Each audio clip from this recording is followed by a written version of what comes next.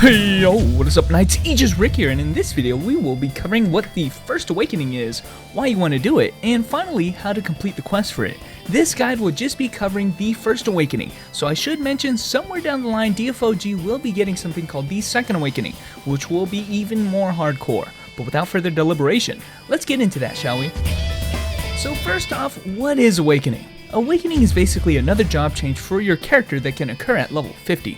However, this job change is going to be a wee bit more difficult than the one you experienced at level 15. And you know what? I'd label it not so much as difficult as it is expensive. We'll talk about that in a bit. But the job change comes with some serious benefits though. Awakening gives you access to your Awakening skill, a totally badass skill that is designed to hit so hard it should one-shot everything on the screen, and often the bosses, in just one hit. Of course, it will come with a ridiculously long cooldown as well, so you're definitely not going to be spamming it.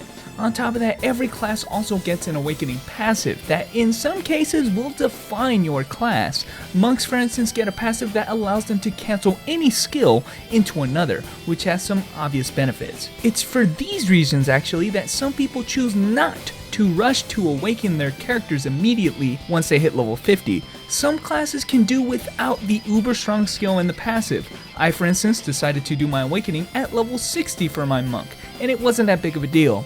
All this to say you don't need to awaken immediately, but it could definitely help you out. At some point, however, you're going to need to awaken because some of your higher level skills past level 50 will be locked for awakened classes only.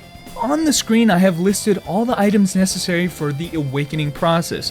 Turns out you do not need any fatigue points on your character because it does not require us to go through any dungeons, but we will have to enter the Tower of Death multiple times, so at a bare minimum you're going to need 2 Dreyfus' invites to awaken. However, I suggest 3 just in case you mess up. In terms of the items you need to advance, almost certainly you will not have all the items initially for your first character that gets to 50. I have multiple accounts and characters and still will short some of the items, so if you are impatient, yes, you're going to need to purchase some of these items from other players in the auction house. The Seal of Helm, for instance, is probably going to be causing you the most problems. Immediately upon hitting level 50, you will be granted the First Awakening quest in your quest log. It will ask you to speak to an NPC related to your class to start the Awakening process. After showing a short preview video, you'll be ready for the next segment. Now this is the first of 2 of what I like to call paywalls. Parts in the quest that require you to simply give items to advance. And yeah, it's not going to be easy, or really, it's not going to be cheap. I suggest making all the crafted items required, those being the red and white cubes, superior irons, and superior hardeners, all at Roger Levin.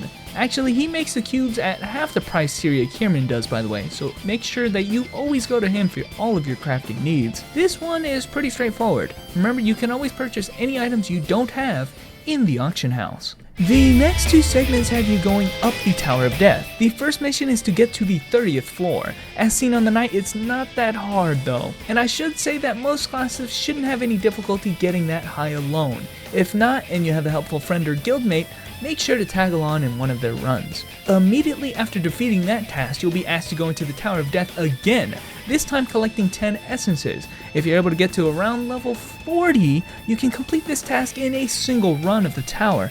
However, if you fail or die short of that, you will have to go in again and get however many essences you are missing. In other words, save all of your Dreyfus' invites the day you decide to awaken, because you might need all 3 of them. Lastly, you will hit the second and final portion of the Awakening quest, the second paywall, this time asking for higher level materials, those being chaos fragments and seals.